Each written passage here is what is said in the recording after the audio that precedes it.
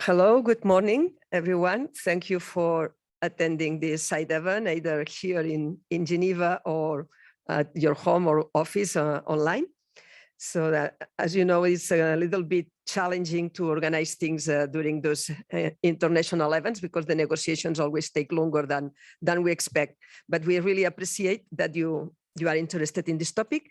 And in any case, what we will do is we are recording the session. So the session will be posted later at the website of the Ocean Governance Project, as well as a MedPAN website.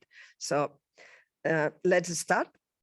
So as you can see, the session today is about networks of MPA managers and together to accelerate and support the implementation of HE Target 11. Well, we should better say the new targets for the post-2020, but in any case, this was at the moment we submit the proposal was still alive, the HE Target 11. So let me say that the side event has been proposed by MedPAN, NAMPAN, and CaMPAM, that are networks of MPA managers working at regional level, one in Mediterranean, North America, and the other in the Caribbean, plus two national agencies also dealing with management of MPAs, the French Biodiversity Agency and Fundación Biodiversidad in Spain. But the five institutions you see in the screen are participating in this ocean governance project, from which we will present now the activity that is targeting networks of MPA managers.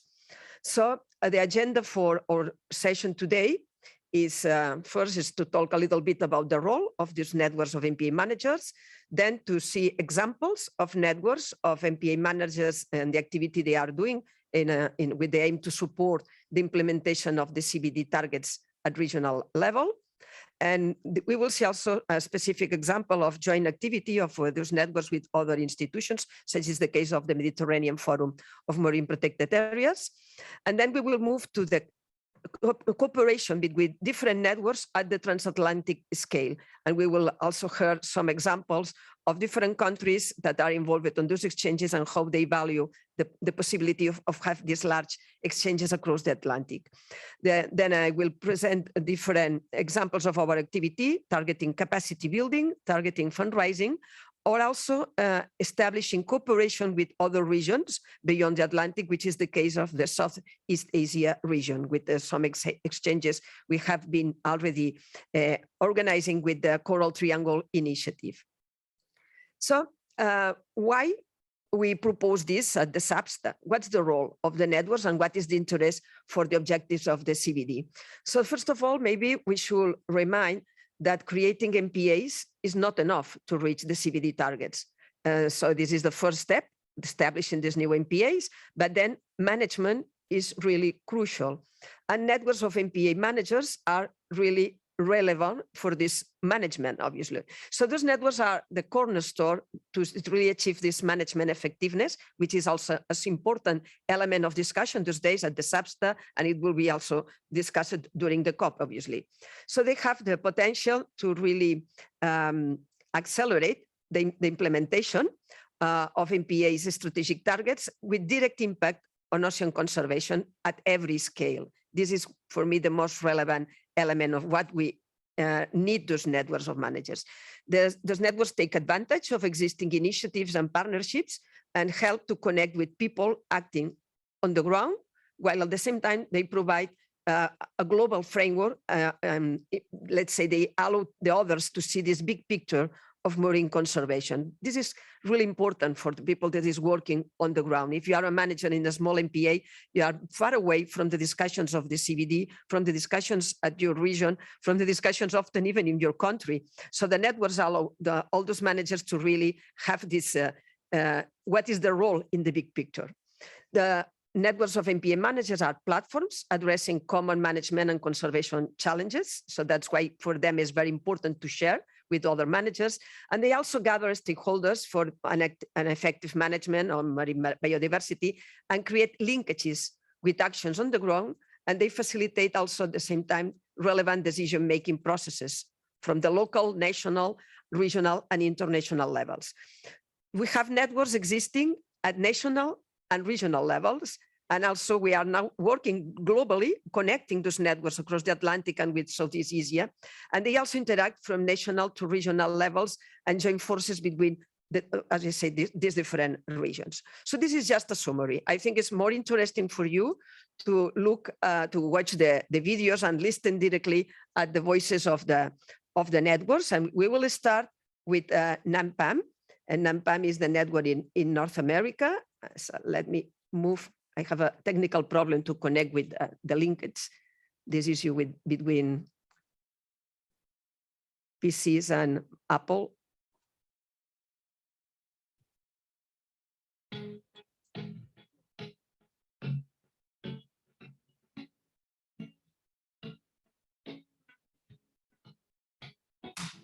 The idea of NAMPAN actually goes back to 1999, when it originated as an idea under the Commission for Environmental Cooperation, when managers from the US, Canada, and Mexico got together who were responsible for marine protected areas and realized the need for ongoing communication and idea sharing across the 3 countries.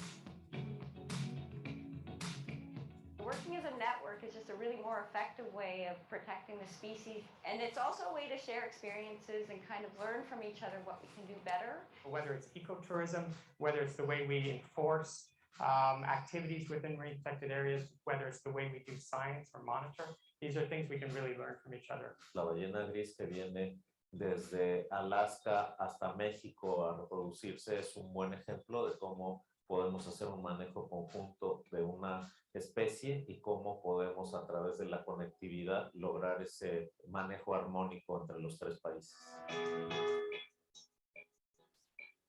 Well, one of the things that we've learned is that marine protected areas can be a tremendous benefit to coastal communities. For example, Stellwagen Bank off the coast of Cape Cod is one of the top places to go whale watching in the country, and it brings in millions and millions of dollars to the local economy.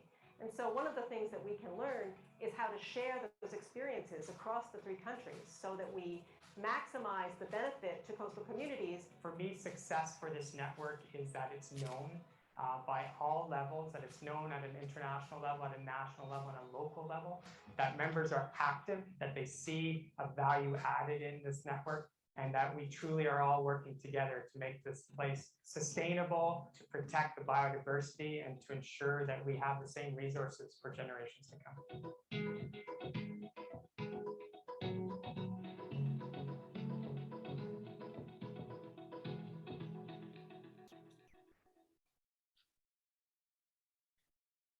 So this was a first example of a network. Let me try to close. And I'm going to show now the next one from the Mediterranean. Hello, everybody. I'm Marie Romani. I am the Executive Secretary of MedPAN. That is the network of MPA managers in the Mediterranean. MedPAN was created more than 10 years ago, and the main objective is to increase knowledge on MPAs in the Mediterranean thanks to a database. It's also to build capacities of MPA managers and to enable experience sharing between them. And finally, MedPAN is also playing a role to link what is going on with action on the ground and policy making process, especially at Mediterranean and European level. And what we have done in the past years is also a process that we call the Mediterranean MPA Forum, that we co-organize together with the Regional Sea Convention in the Mediterranean. I stop for a moment. I will ask if it's possible to increase the sound. The participants at the Zoom, they are saying that the videos, they cannot hear very well. If it's possible to increase, thank you. Convention, together also with the SPARAC, we organize this forum that enabled to gather the whole Mediterranean MPA community, like MPA managers, public authorities, NGOs, scientists, donors, private sectors, but also intergovernmental organizations, and all of those actors that are working at local level or national or even Mediterranean level to contribute to MPA. The idea of this forum is to elaborate a roadmap, and recently we developed a roadmap for post-2020 to identify priority action to be implemented in the Mediterranean. The main goal of MedPAN is, of course, to help the implementation of the CBD MPA targets. Since Impact3, and now thanks to the Ocean Governance Project, that is an EU project, we collaborate with other networks of MPA managers beyond the Mediterranean, especially at Atlantic scale, with the West Africa network of MPA, with the Caribbean CaMPAM, with North American NAMPAN, but also we collaborate with other regional networks. There is one new network in the Western Indian Ocean, and we have some exchange with Southeast Asia also recently. And the idea of this collaboration between different networks of MPA managers is to join forces. So join forces to exchange practices, exchange solutions between the different regional Cs, to fundraise also together, and finally to bring a common voice, especially to the CBD, also to the UN SDG 14 and Ocean Conference in particular, also to impact the International MPA Congress. And I have to say that this is a great collaboration, and this enables MedPAN to be stronger at global levels. So we hope to continue this collaboration. Thank you very much. Thanks, Marie. We know you are online. One moment. So now we saw two examples of two of the regional networks that are involved in this partnership. I want to share also something that some example of activity applied to a region, which is in the case of the Mediterranean Forum of Marine Protected Areas that my colleague Marie Romani just mentioned during her speech. So this forum, I have a small video about it, and I think it's better that you see the video as well.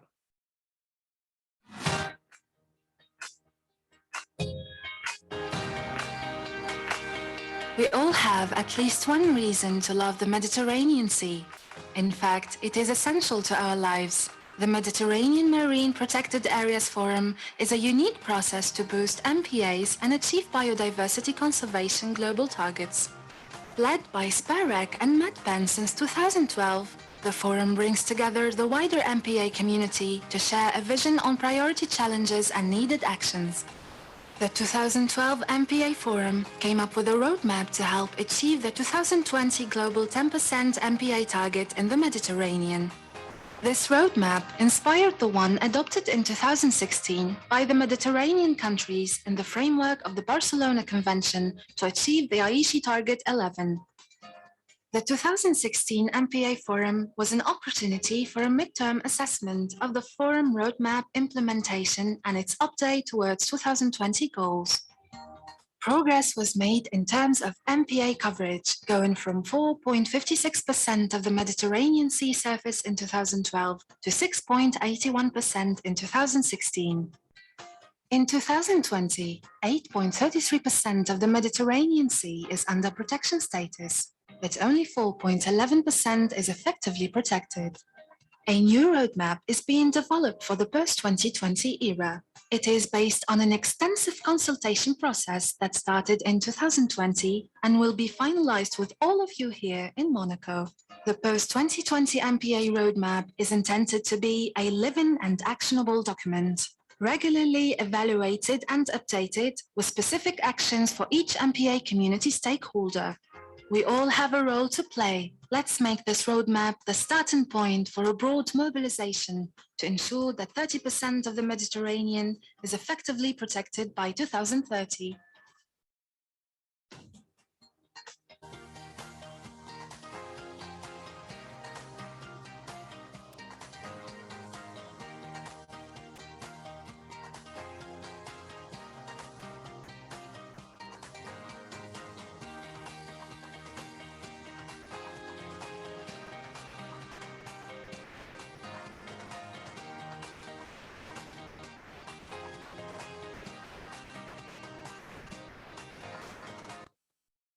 As you can see, this is an example directly related to the CBD targets, and is, as it was prepared by mainly two organizations, MedPAN and the Regional Activities Center for Especially Protected Areas under the Barcelona Convention, plus the, in this case, WWF, Foundation Prince Albert of Monaco. So it's an example of regional cooperation responding to a global target of the CBD, but at the regional level.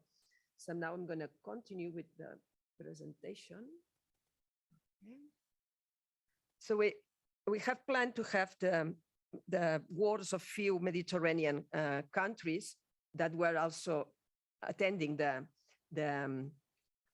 forum, but due to the other responsibilities they have now, they cannot join us. Anyway, I will continue just to present a little bit this other scale of cooperation at the Atlantic level through the Ocean Governance Project that has this mandate to highlight the role of MPA managers and help them to be connected, and especially it builds on the previous project that was called the Transatlantic MPA Network Project from 2016 to 2019, and now the project has 4 components, 2 of them just targeting Southeast Asia, another targeting the Atlantic, and another connecting both regions, the Atlantic and Southeast Asia. The one I'm going to refer in my presentation today is mainly a component 2, which is the one that targets the Atlantic. That is where this cooperation between networks of MPA managers is taking place. But during this, in this work for the Atlantic, we also developed a scoping study that gathers information for special geographic and thematic areas. And this is an ongoing process that we try to update from the first scoping study in the past in 2016. Now we are also updating and providing this overview of marine protected areas in the whole Atlantic region. So, and we are developing those maps. And then in terms of cooperation between managers, we have 3 sub-projects, what we call twinning projects, but it's more partnership projects. And the first one is this cooperation and common strategy between MPA networks of managers. But we have 2 more that are more technical, targeting coastal resilience and targeting marine mammals protection. I'm going to just talk about the first one because it's the one that is composed by all those networks that are today here. So this is just a map on the different geographic areas from the partners that are participating, from where they come from. And let's say that this twinning between networks of MPA managers, as I said, it starts in 2016 with the first transatlantic. And at this time, we had only 4 regional partners, CaMPAM in the Caribbean, MedPAN, NAMPAN, and RAMPAO in West Africa. So we had also 2 national partners that I already mentioned because they were also supporting this side event. We began with these 6 members, but now with the ocean governance, we enlarge. We have much more networks at regional level, and as well as agencies that have national networks. So here is the updated list. We have also OSPAR and HELCOM as regional conventions that work with, obviously, at the level of MPAs. Red Parques in Latin America, the Patagonian Forum in the south of America, Red Golfo in the Gulf of Mexico. And then we have as national partners, the NOAA in the US, CONAM in Mexico, Parks of Colombia, the Directorate of Biodiversity of República Dominicana, the Department of Rocha in Uruguay, Océanos Sanos as well in Uruguay, National Parks of Senegal, and the community MPAs in Senegal. So this is the current partnership, but we are also in contact with other actors that are interested for certain topics to exchange with our project. What are the components of this joint strategy of the networks? So we have 4 components. The first is sharing information, knowledge, and tools. The second is building the network capacity and also helping the capacity building of the managers. The third is a component of policy support advocacy, which is the one that relates to the CBD. And the fourth is about financing. So, for instance, we are also developing a financing strategy, and I'm going to tell you later about an example in which we are working to really move on the objective of financing. At this third component on policy support, we are participating in events. So today is a good example.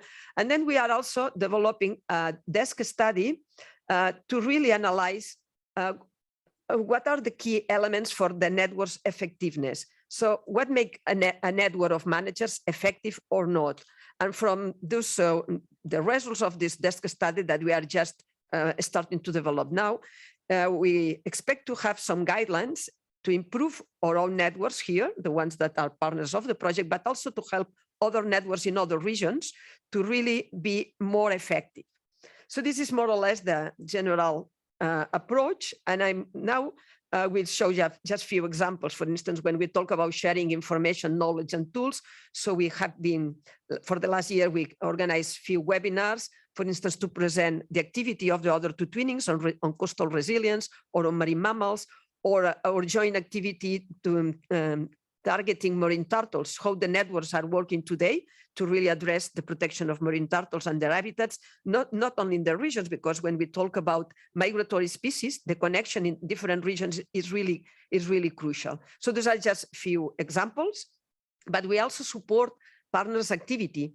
So for instance, here we have an example of organized by one of our partners, the Patagonian Forum, or the Mediterranean Forum of MPAs, in which the networks, not only MedPAN as organized, but the other networks participating in this twinning were also attending some of the sessions. So this is one of the advantages of the online possibilities today, that is, even if you are far away, you can be involved in many other actions.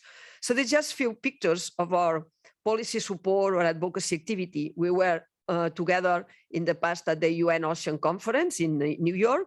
We have been 2 days ago also participating in the preparatory process for the UN Ocean Conference in Lisbon, and we have provided inputs about the role and the importance of recognizing the networks in the overall perspective to really improve the ocean conservation.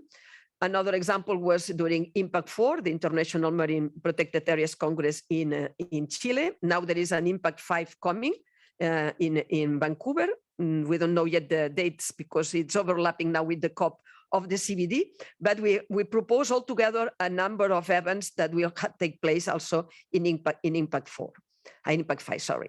So now I would really like to show you a few examples of how this cooperation is seen from different countries that are a part of our partners. So for instance, I will start with a short video from Dominican Republic.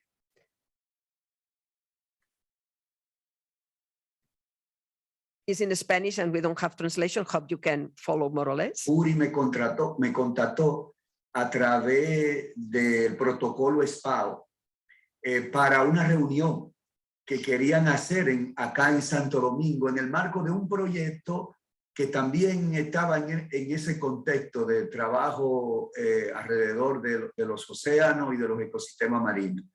Le abrimos el espacio, dimos algunas facilidades y efectivamente la reunión se desarrolló acá y ahí tuvimos la oportunidad de intercambiar con ella y con otros colegas que estaban pasando revista a la parte final de uno de los proyectos y tuvimos la oportunidad de explicar lo que hacíamos acá. Ellos tuvieron la oportunidad de ir a uno de nuestros parques nacionales íconos, que es el Parque Nacional Los Haitises, y eso abrió un espacio para yo intercambiar con ella lo que se estaba haciendo, lo que estaba, los esfuerzos del proyecto y cómo nosotros podríamos incorporarnos más allá de esa reunión. Así que en ese contexto ocurrió el conocimiento del proyecto. Más adelante tuvimos una invitación para ir a Europa y conocer parte de los esfuerzos también que se estaban haciendo y los resultados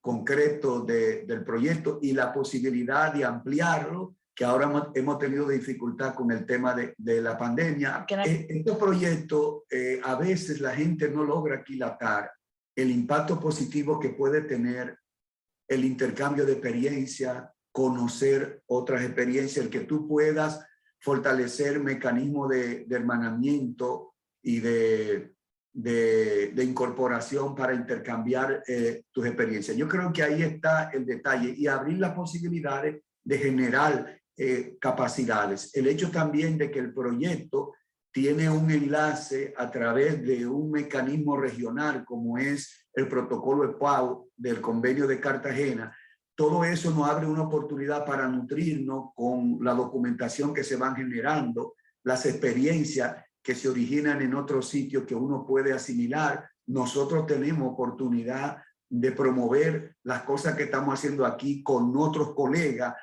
Así que yo creo que ahí es que está la riqueza de eso y lo pudiéramos sintetizar en que tú tienes la oportunidad de obtener documentos y herramientas que puedes utilizar para tu trabajo interno, haciendo la lógica adaptaciones. El que sea esa escala nos abre una oportunidad mayor cuando tú estás, por ejemplo, en una reunión y puedes oír gente que te está comentando de experiencias que te impactan y que a veces tú dices, bueno, pero mira, eso me pasa, que le puede estar ocurriendo a gente en Asia o en África y en otros espacios, y eso sin duda que tiene un gran impacto. Y además la oportunidad de intercambiar con otra gente que está desarrollando lo mismo que tú en otro ámbito y poder intercambiar con ellos de una manera abierta, también eso es una cosa muy importante, que la gente no lo dimensiona, pero que cuando tú estás trabajando en tu país en planificación, todas estas cosas te surgen para tú forjar la planificación que tú estás haciendo en este país y te nutre de todas estas cosas y tiene un valor sumamente importante.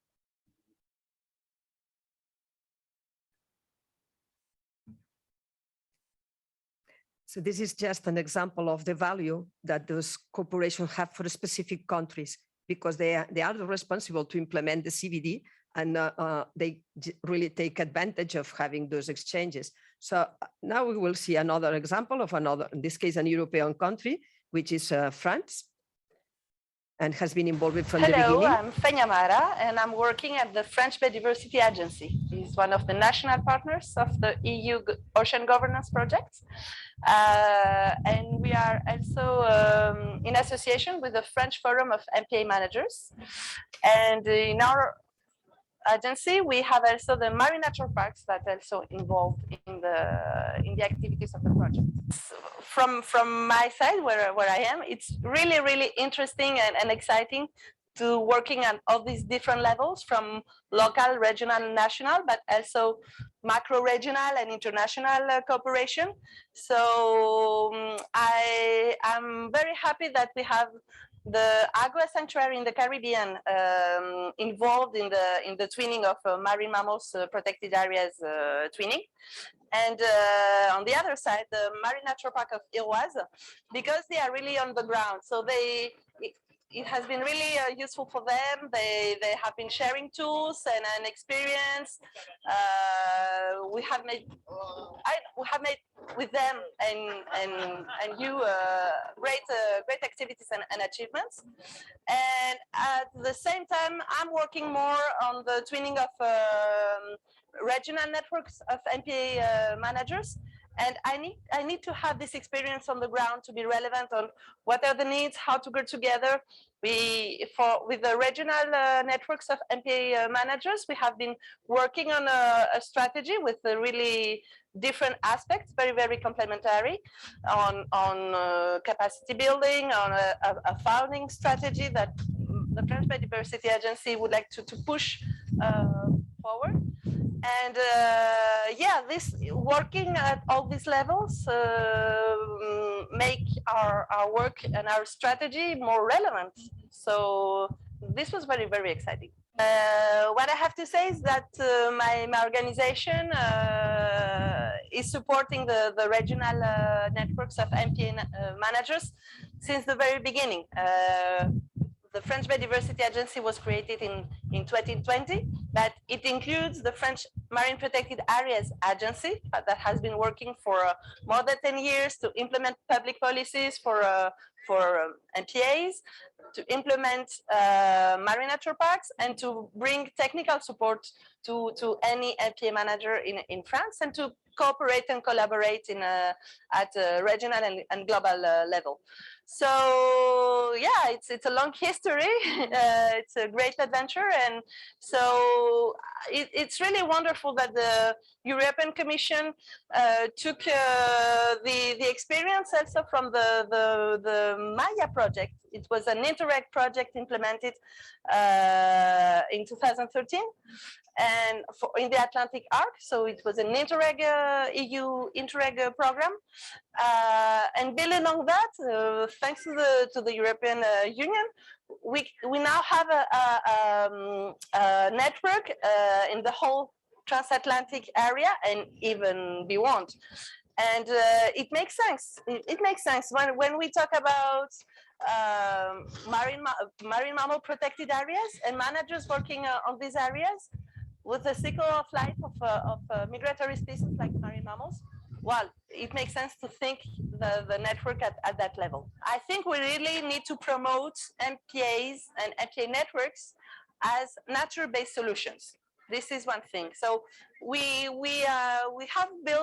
have strengthened links between all these MPA managers and overall regional networks of MPA managers.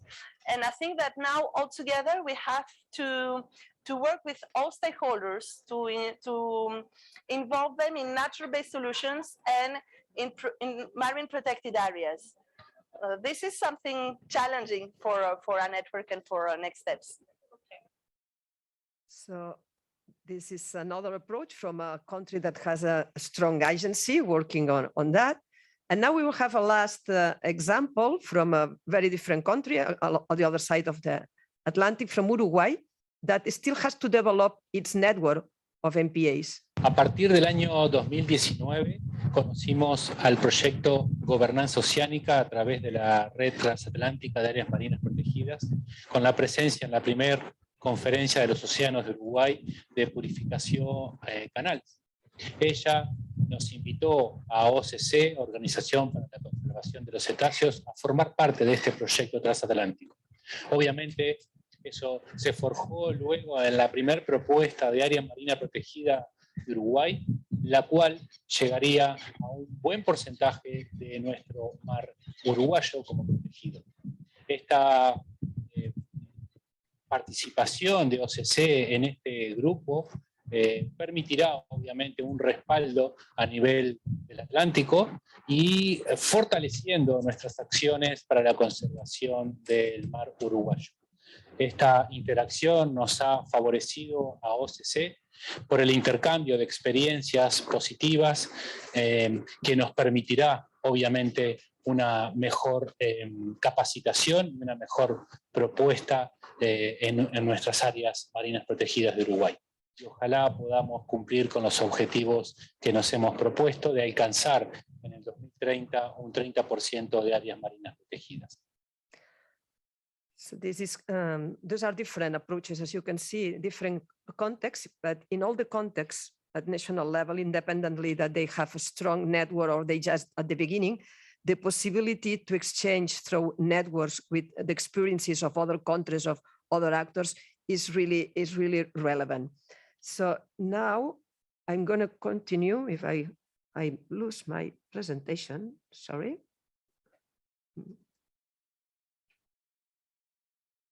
I don't know what sorry. I think I closed the.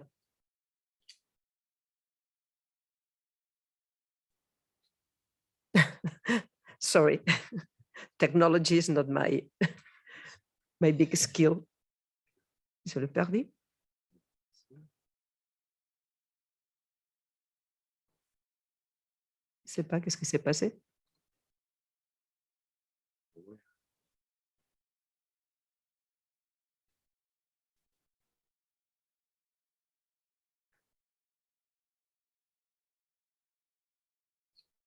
Just one moment, and I'm coming now, Mr. Fuda, who's the focal point of the CBD for Egypt, because I will really, when I finish my presentation to him, to also talk about represent for a Mediterranean country being involved in a regional network and having a regional process such as the Mediterranean Forum. So if you want to join me later, Yeah, great.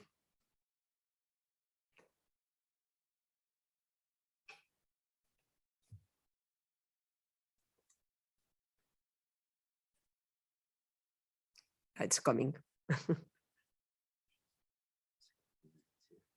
J'étais plus en bas, ouais. Encore en bas. C'était juste là, oui. Voilà. Non, mais vous pouvez laisser comme ça parce que je vais tout de suite connecter à notre vidéo.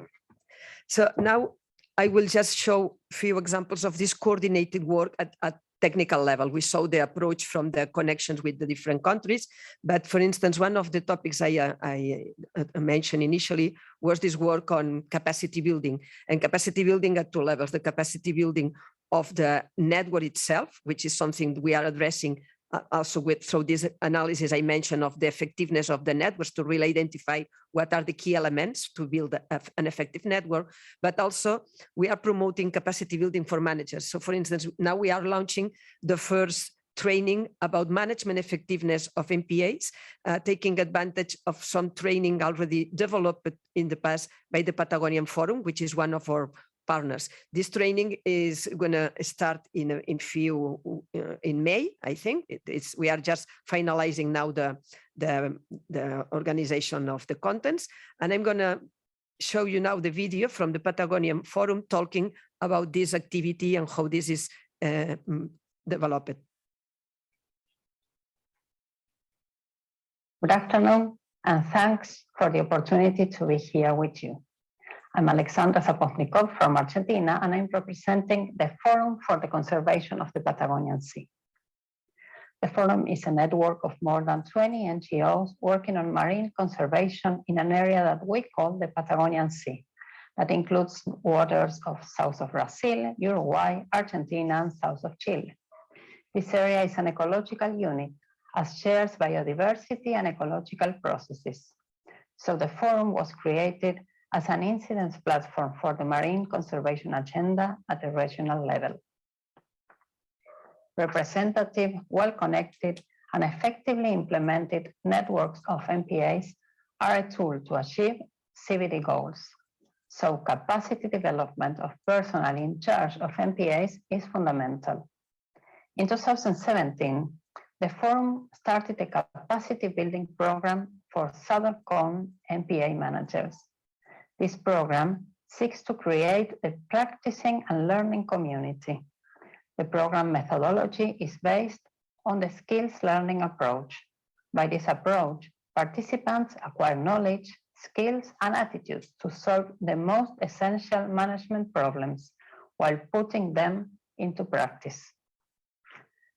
By being part of the MPA network's twinning, we have the opportunity to expand this community of practice beyond the limits of the Southern Cone, connecting MPA managers of the Atlantic Ocean. This year, we are offering a joint course about assessment of MPA's effectiveness. We hope that after this course, participants will be able to apply techniques in order to identify and propose adaptations in management issues that are carried out in an ineffective way. As a final project, participants will design and apply an assessment tool in their own MPA, and then propose an improvement plan. Networks and capacity building programs are a great opportunity to share experiences, learn new concepts and tools, and integrate visions. But is this enough for MPAs to be better implemented and reach CBD goals? We want to evaluate this aspect through a post-course activity. We expect participants to execute the plans designed as final projects and report on the progress. This analysis will be really useful to understand the main challenges Atlantic managers face in order to have effective implemented MPAs. The network of Atlantic MPA managers is a platform to create a regional vision, which in the long term will have incidence on CBD goals by managing a network of representative, well-connected, and effective MPAs. Thank you very much. Well, as you can see, this is a practical example of one activity.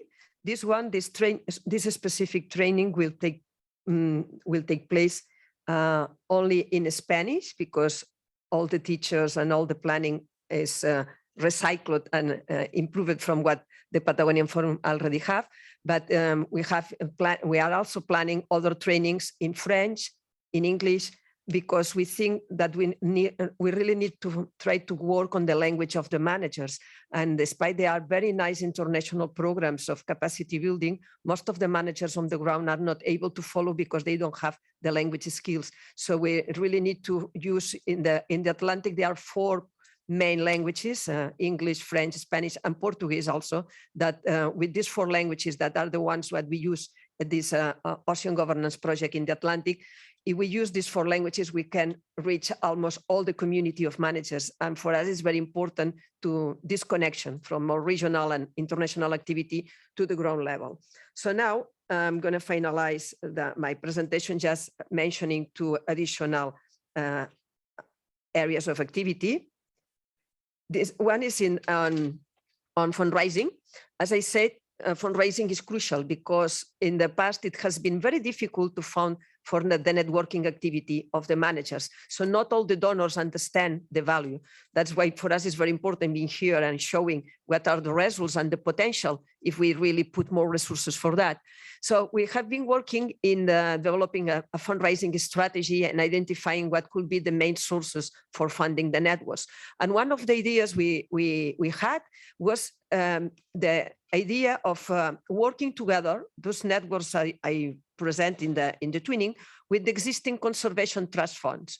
And those trust funds, not all of them, but most of them already have programs and projects targeting marine protected areas. So, and they also have networks of conservation trust funds. So in the case of Red Lake in Latin America, CAFE in Africa, that they gather a number of national trust funds. So we had the idea to start working together. And during the IUCN World Conservation Congress in Marseille, we launched an initiative that is called Global Alliance for Marine Protection, that is composed by the networks of managers of MPAs and the conservation trust funds. And the idea is to offer like a platform to the donors with a clear objectives of action in which we can really provide, let's say, a guarantee of efficacy and efficiency in the use of the funds. By one side, the conservation trust funds are professionals in managing budgets and funds and putting this on the ground. And the networks of managers are professionals in really identifying which MPAs are more have more needs of funds, what kind of activities can be done in those MPAs to really improve the conservation objectives. So if we combine these 2 levels of skills, we can really offer the donors, as I say, a platform with a guarantee of good results.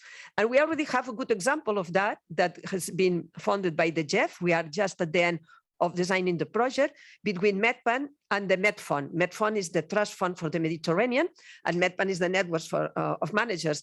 And we proposed this idea to the GEF, and they really like this opportunity offer combining both institutions. And we want to use this example also for a leverage as an example that can be applied in other regions. So the Alliance can also help a lot us to really develop this kind of cooperation, and then that helps to mobilize resources for networking and for improving the management of MPAs on the ground. So this is just an example.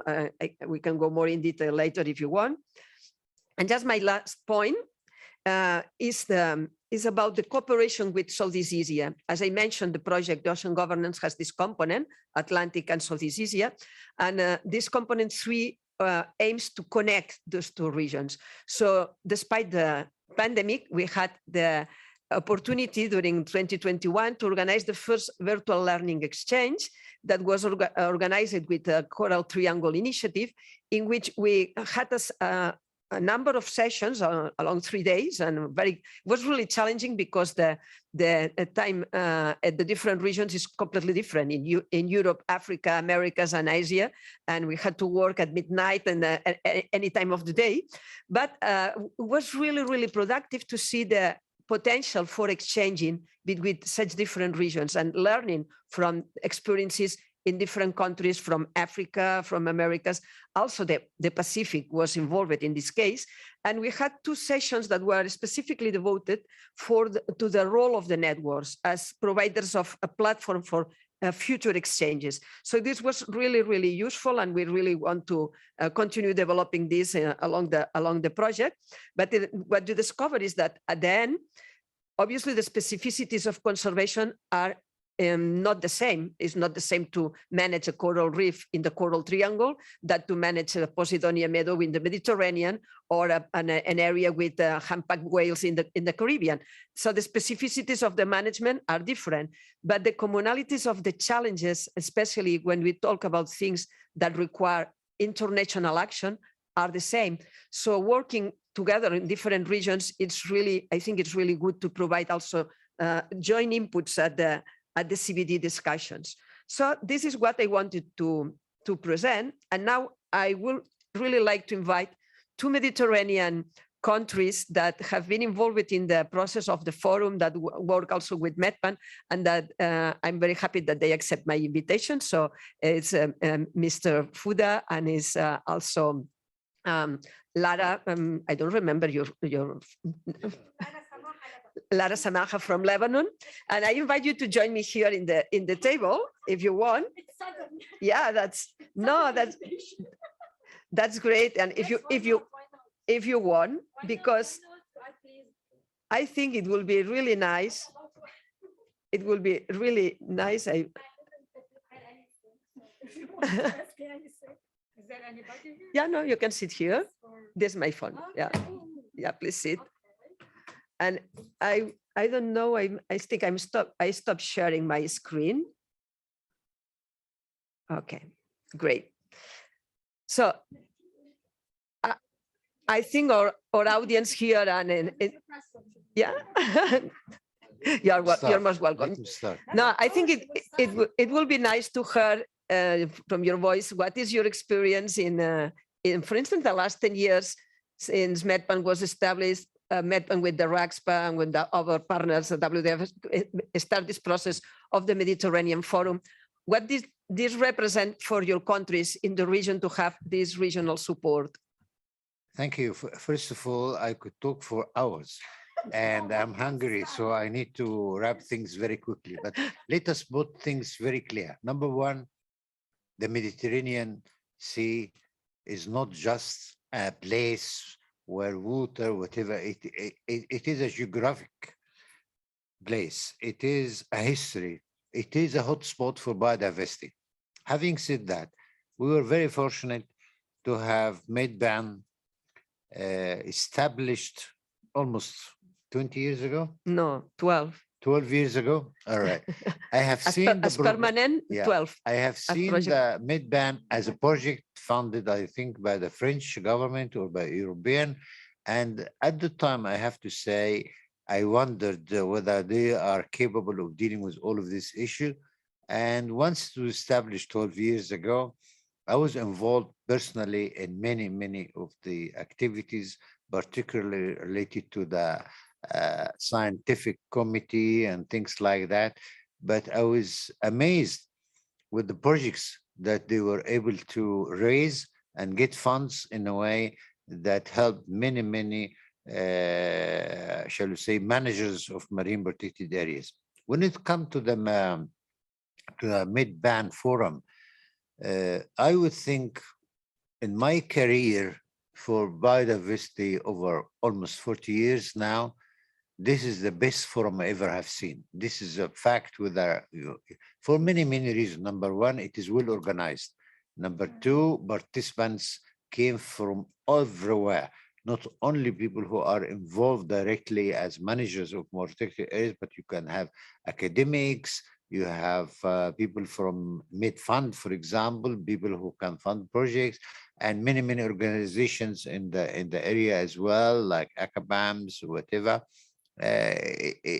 You know, we're talking about more than 500 people who registered in a meeting that took place over 3 days. So the organization was unbelievable. It is true that people who attended because of the COVID was something like 250, something around that. But anyway, within 3 days, you have well-defined roadmap, which is very, very good, based on 6 main pillars. If I still remember, the policies, the capacity building, funding, awareness, whatever. And in this roadmap, which is well articulated, you have 30 technical sessions within 2.5 days. I couldn't believe it, that it can be done. 6 or 7 technical sessions at the same time. And then I do remember something like 6 networks as well, and many, many side events, and even young people were able to given opportunities for training. I didn't attend training because many of them, they needed to know more about marine mammals, others on seagrasses, whatever. That was fantastic. But I was amazed with the issues that were already raised during this 2.5 days or 30 technical sessions. All of the issues that deal with marine protected areas, not only in the Mediterranean, but all over the world, were almost exposed in some way or another, that decisions were made. The way how even they handle it, they give you a resume of each sessions, what what are the issues, what you expect, and your contributions and things like that.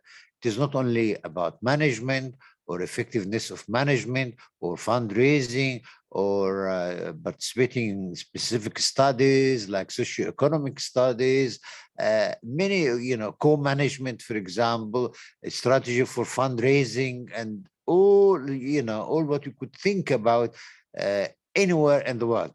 And that's why when I have seen the short summary, which was something like, I cannot remember, something like 56 weeks, short summary, I couldn't help it.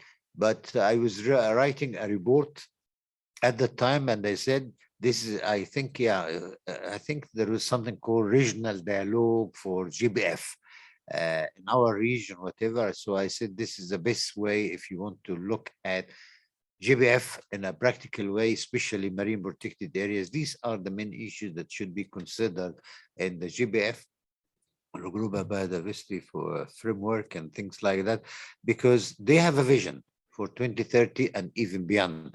What are the issues and how can you deal with them? How can you address all of these issues? It's not only how much money you need, but how can you get that money from communications, whatever. And certainly the team that already stationed, I think, in Marseille, as far as I remember, although you are not from, are Spanish. I'm not in Marseille. Yeah, I'm in Tarragona.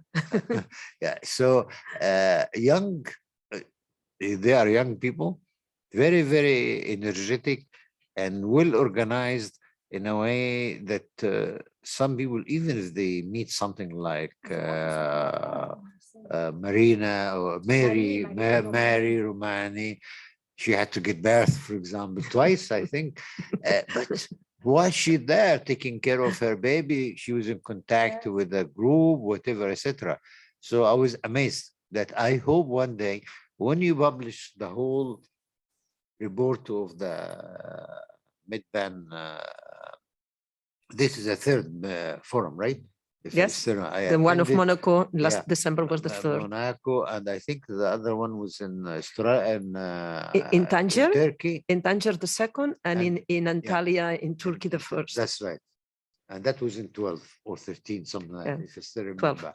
So this is my impression, that if you want to set a good example, you have people who are dedicated, they have a vision, they know how to implement the vision, and they know the time is very, very, very important. So I have to stop here, otherwise. Thanks a lot.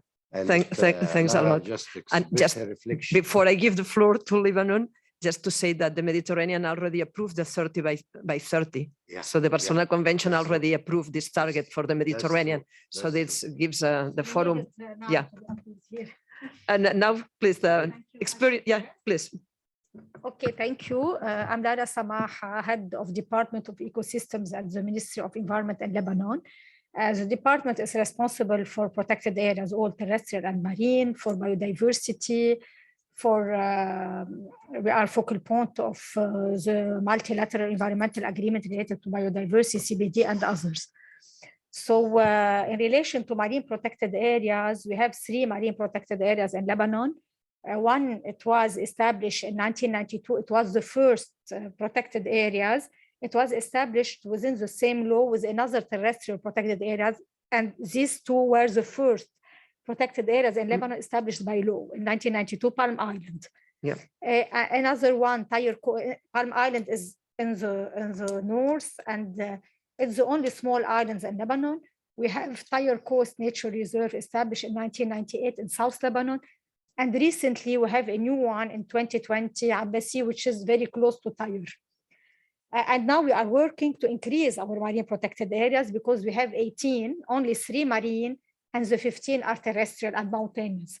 So we are working to increase our marine protected areas.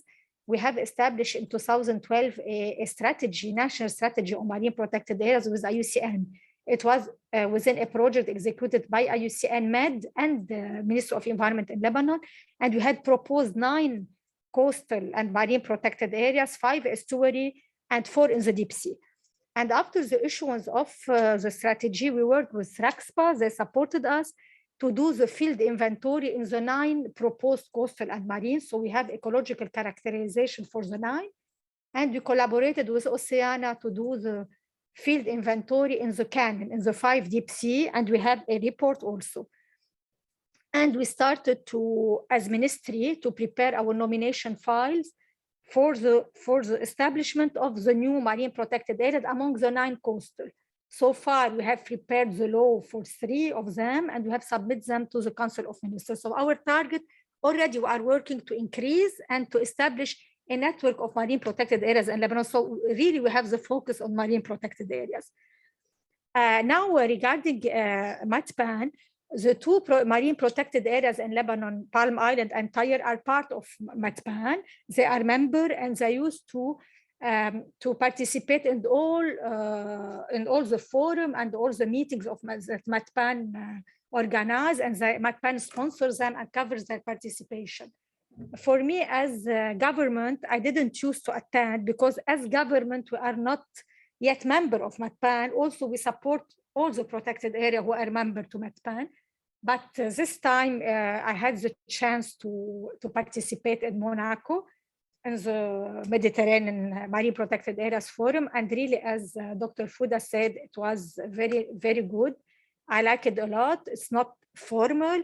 It's many sessions going in parallel, many interesting sessions where you can choose the areas that you want. Yes, and in different places. It gives, it breaks the monotony in a way.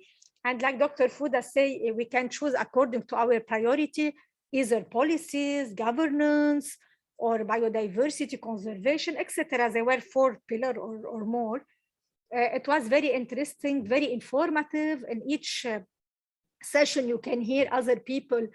It's like an exchange of experience about all the projects that are being executed in the Mediterranean in relation to marine biodiversity and to marine protected areas, whether in designing marine protected areas, increasing them, policy, or whether in the effective management of marine protected areas. And I want to mention also that MedPAN has supported the 2 marine protected areas in Lebanon in many direct activities. They have supported them and to implement many activities. One of them is the underwater trail, as I remember, in Palm Island and in Tyre. And of course, there are more. And they invite them always to, they cover some training, capacity building, exchange among the Mediterranean countries. And as Twiri has mentioned about the JEF project, we are part of it as Lebanon. I think it includes seven countries, maybe Lebanon is among them. It's funded by JEF. It will be implemented with MedPAN and Med Trust. And of course, I think, but they will be called for a proposal that our marine protected in Lebanon, the 2 of them or the 3, can apply to get the funds. It's not directly because the project is approved that directly they can transfer the fund. No, it's according to a call. Yes, it's according to a proposal that the marine protected areas should send according to their needs and according to the priorities set in the project. So we're looking forward to receive more in order to increase their capacity, their management effectiveness, and to provide us them some support for infrastructure or for training. Thank you a lot. Thanks a lot. Thanks a lot. I think this really goes to the ground of this idea I mentioned, a cooperation between conservation trust funds and networks of managers. In this case, the JEF project is a $5 million project, from which 4 goes to the investment to the trust fund and 1 million goes to MedPAN for capacity building of managers. But then the MedPAN has a call of proposals to which the countries may send. For the infrastructure. For many different activities. For MedPAN, they can directly invite them to the training. I didn't have the possibility to enter today on all the information, but there are several ongoing activities of capacity building in all the networks I mentioned here. So I just talk about a few examples, and I will now, if we have still a few minutes, and since we have the technology available here, I will also invite our colleagues that are following online, if some of them wants to take the floor and add some information or some question, because we have here the responsible people of several of the networks are also online. So if you want to say something, just raise the hand, and I will give you the floor, and you will be seen in the room through the camera. So just it's an option. But in any case, while you are thinking if you contribute or not, the idea of this side event was just to show how important is to connect the high-level decisions of the CBD, and we could also talk about the climate change conventions and any other, or with the regional dimensions, with the national dimension, with the ground level. I really think that we put a lot of effort on all those meetings, but then we put very few effort on the implementation, and the implementation is something that is not only in the hands of the countries and the governments. They cannot do alone if there are not additional supports. So what we do here, that's why when I was presenting the work of under the partnership in the transatlantic level with networks, we talk about policy support, because in fact, we are not doing a lobby as other NGOs do, that it's okay, but it's not the role of the managers of MPAs to lobby, but it's their role to support the policy implementation by providing sound information on how this implementation can be done and what are the challenges. Sometimes the ministers approve something and they are not conscious on what will be, how this will be applied in their MPAs or in their jurisdictional waters, but the managers can provide this information. So really creating those space for cooperation, I think it's really a good help for the convention at the implementation level. We are also very interested in contributing to the Sustainable Ocean Initiative of the CBD, in which we already participate in some regional events in the Mediterranean. But we really think that as a collective of people, the networks of managers can really help to move faster in this process of connecting the decisions with the action. So I don't know if there is any question here. I'm trying to check. Not by now. Also from the public, if there is any question, please. You should go to the micro, otherwise it will not be registered. No, but it must be registered in the. I'm recording the.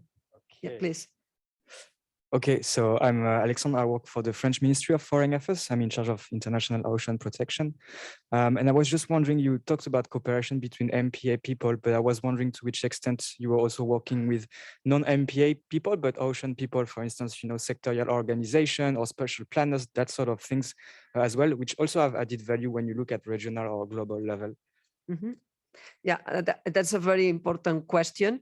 So in our case, the the project is targeting the networks, but each network has a lot of connections with other actors at regional level. For instance, and when you think at the forum was attended by many people that were not managers of marine protected areas from, and also private sector. We are also developing cooperations with different, press the micro so this will be recorded. Many people were there, including fisheries people and private sector, business, fundraising people as well, and some funds already, like Mediterranean Fund, if I still remember. And what was amazing were two things. Number one, the full support of Prince Albert II. He came in person as one individual. And he sat with us for time and we took a nap. You know, it was fantastic to see the political support that.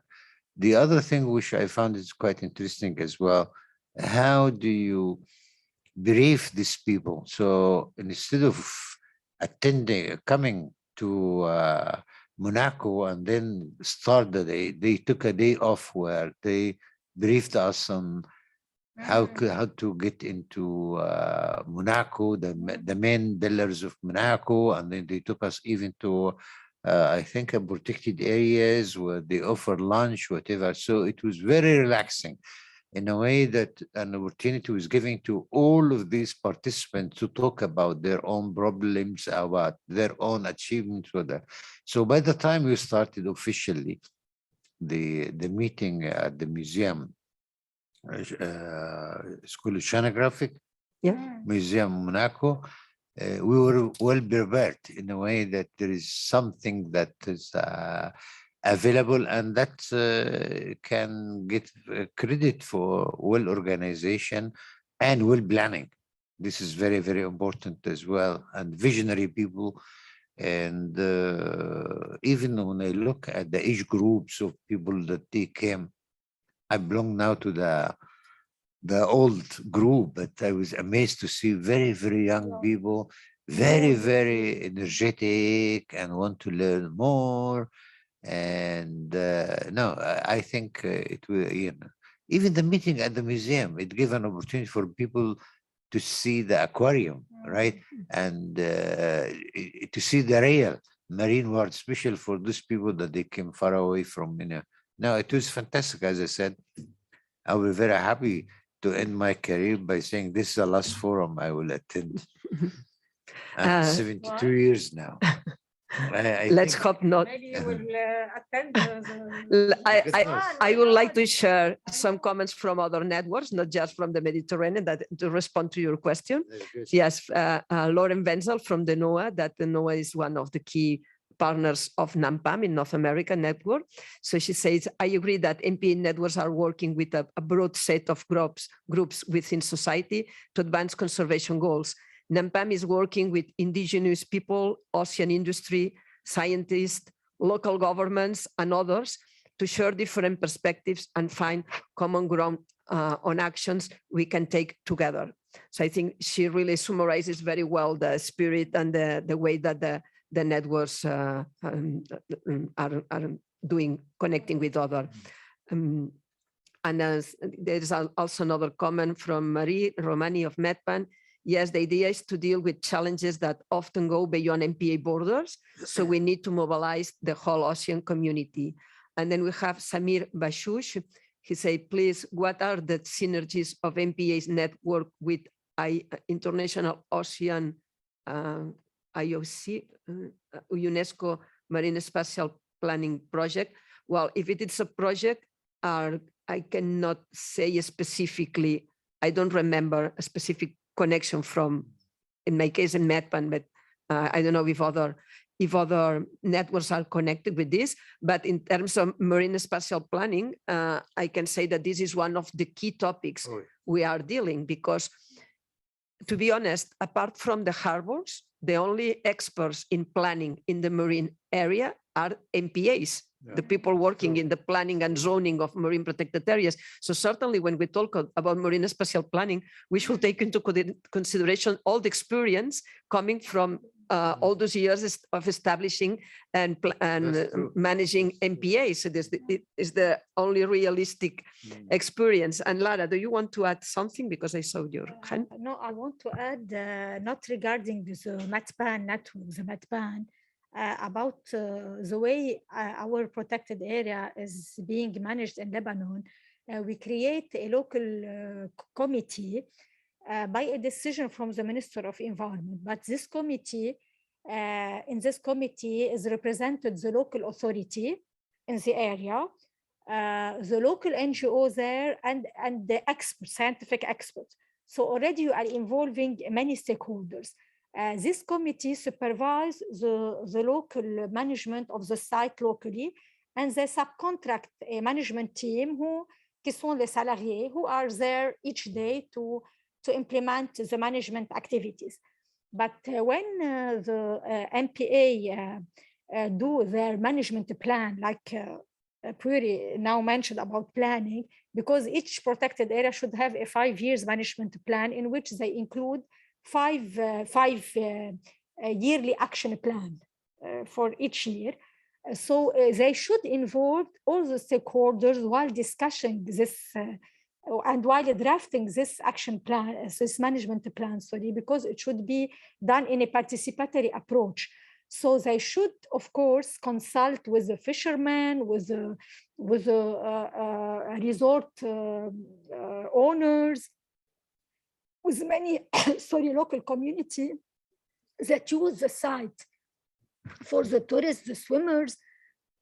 So this is a kind of participatory approach about which you asked. So they should consult with all of them to take their opinions, their idea, and to put the 5 years action plan for the next 5 years. And after the ministry, of course, the ministry is part of this consultation. And at the end, the Ministry of Environment should endorse the management plan through a decision from the minister. But what I'm saying is that, of course, all protected areas, including marine, terrestrial, and marine, they should have always do a participatory approach and consultation with all stakeholders, private sector, other users, local community, in order to put their priorities and their activities. Thank you. Thank you. Yes, please. From my experience, if you want something to be done, you have to apply several approaches. One of them is participatory, because participatory, you get all of the people involved, stakeholders and beneficiaries, whatever. But it's not enough to get these people and sit together and agree. You have to apply another approach, which I call it precautionary approach. That means that you have to implement science-based in management, does it make sense? Is it possible? Whatever, otherwise it will be wishes. Then you go to higher level that I call it ecosystem approach. Now we call it nature-based solution. Ecosystem approach, you look at both human being and the nature of the ecosystem in a way that you can. And if you keep that as decision makers all the time, be sure you will be successful. Because on one hand, you can support local communities, at the same time, you can make revenue generation, for example, and many, many things like that. Sorry. Okay, so I just wanted to share an information that Marie Romani put in the chat. It's about a project that is dealing with marine protected areas and marine spatial planning, which is called the FAROS project, that was coordinated by WWF in the Mediterranean and really addresses this topic. So maybe just to finalize, the conclusion will be that certainly if today with less than 10% of MPAs established, the networks of managers are playing an important role, this is going to be even more relevant and more needed when we will have the 30 by 30 approved. So otherwise, you know that the main problem of establishing MPAs and not managing properly is that this creates a very bad reputation for MPAs. And because people only see the restrictions, don't see the value and the benefits. So it's very important that when we establish an MPA, we immediately, or together, we are already putting the management plan under resources to manage it properly, and also to put at the hands of the managers the possibility to learn from other managers and being connected to. That's what really creates a network of marine protected areas at two levels: human level, but also ecological level, when the management is really coordinated. And this is very relevant for many species, especially for migratory species. And as an example of migratory species, I already mentioned previously the work we are developing on this ocean governance project with marine turtles and their habitats.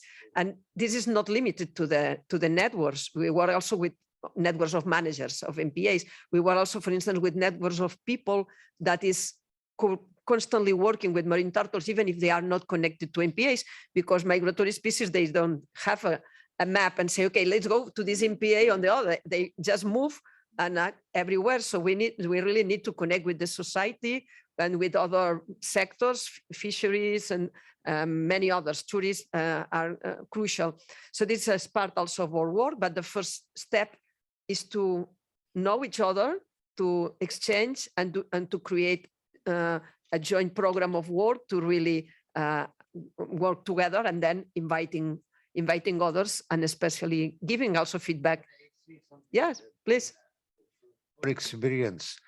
I remember one day I was called by someone. They said, "We have seen huge animal," and I knew at once it is a whale, and it turned out to be a baby whale that were going with their parents, and they get lost because they have changed the geomorphology of the beach. But anyway, we did the best we can, because certainly if they found a place where they can feed, whatever, they can go to these shallow water areas. And anyway, it left peacefully. We didn't attack it, whatever, but it was good in public in a way that they were realized that if you face something like that, what should you do? So this is how we can get involved in the whole process, by telling these people, by educating these people, by raising their awareness, whatever. To my surprise, in the following day, it continued and joined the mother. So it was reported by some other friends from other country as well. So it was a good way how to ensure the safety of these species, especially if they get lost. It was very, very interesting. I should write something about it. And a great opportunity for transboundary cooperation. That's right. Which is, yes. I didn't talk. They don't know any boundaries. For me, they represent peace. There is no differentiation between people, whatever. Although the Mediterranean is full of diversity of everything, not only biodiversity of people, diversity of animals and plants and whatever, but all migratory species of turtles, birds, and mammals, they are very, very important to us. Unfortunately, we have quite many of them. I mean, when you look at mammals, for example, we are talking about 17 species, for example. We have almost most of the turtles. And it is very interesting to see how they change their pattern of behavior and during the migration as well. If you change something along the shore, as I said, either by creating a lake or providing some other activities, either they can be attracted to it, or they can get away, especially if something dealing with pollution and things like that. And that's why when we look at the issue of monitoring, is not only do it once or twice, over times, over 10 years of time, you will see how species behave in terms of abundance, how they can interact with other species and things like that. So we found it very, very interesting. Mm-hmm. And that's what a network is important to connect and pass information. This information, yeah. And this is not only for the Mediterranean, because there is only one ocean. Yeah. And most of the species are moving from everywhere to everywhere. Exactly. So that's why it's so important, this approach. And we we really want to continue developing our networking activity, not only in the Atlantic now, also with the Southeast Asia, but as my colleague Marie mentioned, also in the Indian Ocean. Now there is a new network of managers, and we are also conducting networks in the Pacific. For instance, there is the CIMAR corridor of the Eastern Tropical of the Pacific, which goes from Ecuador, Colombia, Panama, and Costa Rica, connecting areas such Galapagos, Cocos, or Malpelo, which are very important for marine conservation. We are also getting in contact with them, because at the end, what we really would like to do is to create a world network of networks that really allow to support the implementation of those policies and to support the managers on the ground. This is the aim, and I think we have good colleagues. Even I'm a little bit pity that you cannot meet all of them, but this side event was proposed 2 years ago, and well, finally took place. So I really appreciate your involvement, Lara, Mr. Fuda, the public here and the public online. And we will, as I say, we will put the recording available. So thank you very much, and hope to count on you in the future. Thank you. Thank you. It was spontaneous for us. It was nice.